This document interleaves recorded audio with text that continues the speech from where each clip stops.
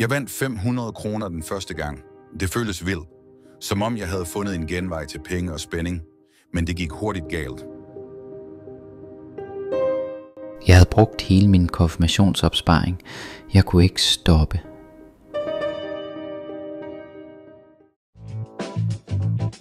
Ludomani er ikke bare at spille meget.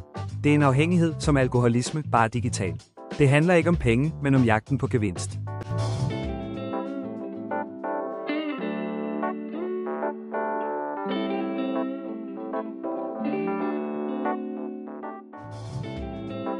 Spil aktiverer hjernens belønningscenter. Det føles godt kortvarigt, men hjernen lærer hurtigt at søge mere og mere.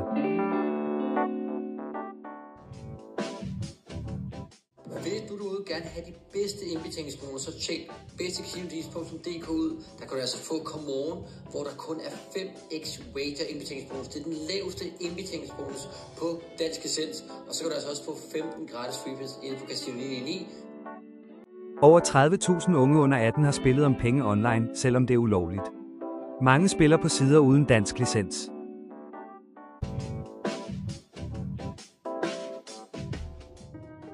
Nogle får gæld, andre mister venner. I 2022 var næsten halvdelen af dem, der søgte behandling, under 25 år.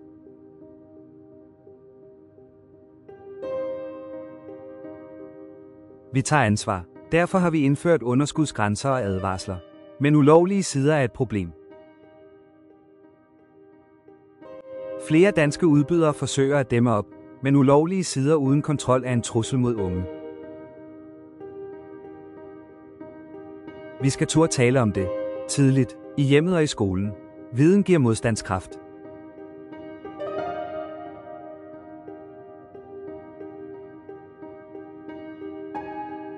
Gratis, anonym hjælp findes. For unge og familier. Det vigtigste er at tage det første skridt. Spil skal være sjovt, men det må aldrig tage kontrollen over dit liv.